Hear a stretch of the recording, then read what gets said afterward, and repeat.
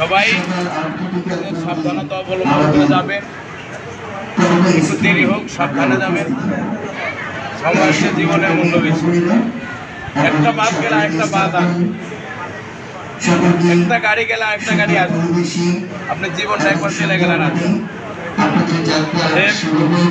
সবাই সাবধানতা অবলম্বন করে যাবেন, জেগে সেরে যাবেন। রাস্তায় কারো কোনো জিনিস খাবেন না। ভাই অ্যাক্সিডেন্টে গেছেন, ভাই হয়ে গেছে, বন্ধ হয়ে গেছে, আসেন হোটেলে যাই, কোনো দরকার নেই। সবাই সাবধানতা অবলম্বন করে যাবেন। এবং আপনার আমাদের ডিউটি 5 তারিখ থেকে 14 তারিখ। সবাই চিন্তা করবেন যে 12-13 তারিখের মধ্যে যেন আমরা ঢাকায় পৌঁছে যাই।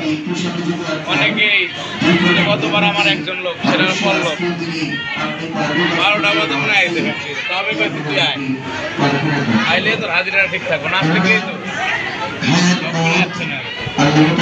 আমি নিজে ফোন দিয়ে কইছি তুই আয় ফ্যাক্টরি, তারপর মনে হয় 12টার পরে মনে হয় আইসে ফ্যাক্টরি 11। তাহলে কত রিস্ক দেখার দরকার আছে? লম্বা ছুটি 9 দিন ছুটি। দেখা গেলো যে আমরা 1 দিন 2 দিন আগে যেহেতু আমাদের কর্মজীবন আসতেই হবে ভাই, 1 দিন 2 দিন আগে চলে আসবে, কোনো প্যারা নেওয়ার দরকার নেই। 1 দিন 2 দিন আগে আমরা এখানে আসার চেষ্টা করি। আর এখানে আছে অনেকেই হয়তো বা কার মনে কি আছে আমি জানি না, অনেকে চিন্তা করছে আমি এদের অন্য জায়গায় চাকরি করি, বা আমার বাড়িতে আমার একটা অ্যাবিলিটি হয়ে গেছে, আমি বাড়িতে যা থাকুক আমার টাকা আসবে, ভিন্ন বিষয়। কিন্তু আমরা যারা এখানে একসাথে আছেন, চাকরি করলাম, কাজ করলাম, আমি চাই যেন সবাই জায়গায় আবার আসে। ভাই আমরা পুরুষ মানুষ, এইখানে করি, অন্য জায়গায় করি, যেইখানে করি আমাদের কর্মীরা খাইতে।